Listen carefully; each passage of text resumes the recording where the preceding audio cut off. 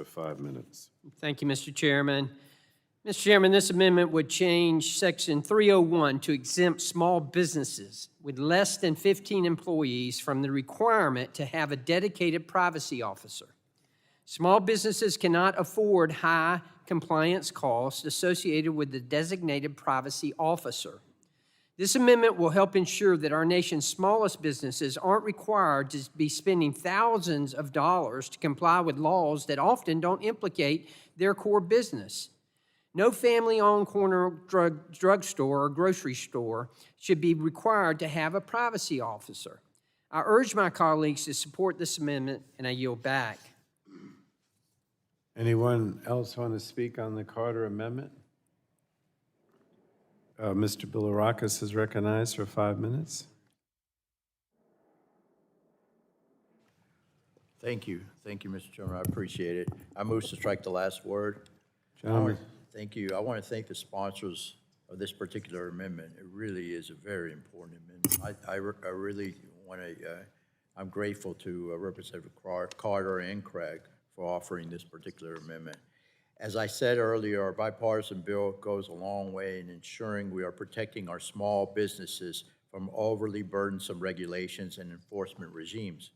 This amendment will continue that progress by exempting the smallest of businesses, companies with under 15 employees, from the requirement on companies to maintain a dedicated privacy officer.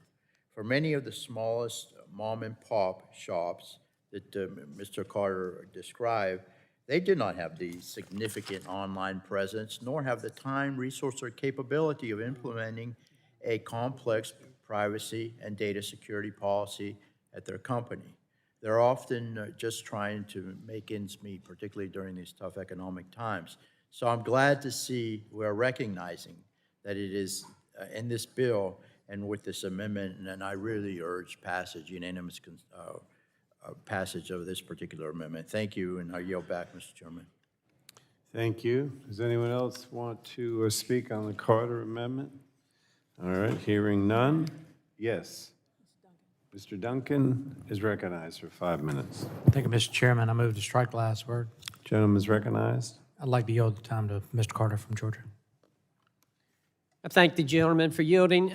You know, Mr. Chairman, I want to reiterate just how important this amendment is. When we talk about small businesses and having owned a small business for over 32 years, I can attest to the fact that, especially during these times when inflation is what it is and supply chain issues, it's tough on small businesses. I mean, I get it. It's been tough on everyone, yes, but particularly on small businesses. Now, not only did I own my own business, a small business, I had, I think, 19 employees, but, you know, and it was important to us and big to us, but nevertheless, it was tough. I mean, when you're competing in pharmacy or in groceries, I mean, the margin is just slim, and it's just everything. You're looking to be as competitive as you can and to be as tight as you can.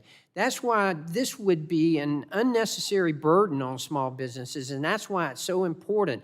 Not only that, but I also served on a number of bank boards during the time when community banks were really struggling, and small community banks. Again, an example, we were just inundated with rules. The only hires that we made for many years were with compliance, and you know, and not able to grow our business. So again, I just want to reiterate how important this is for small businesses. As we all know, small businesses are the backbone of our economy. 90% of all people work for small businesses. Granted, large businesses are important too, but small businesses are the backbone of our economy, and we need to make sure that we're doing everything we can to assist them and making sure that they have the ability to be profitable, the ability to succeed. We need these mom and pop businesses.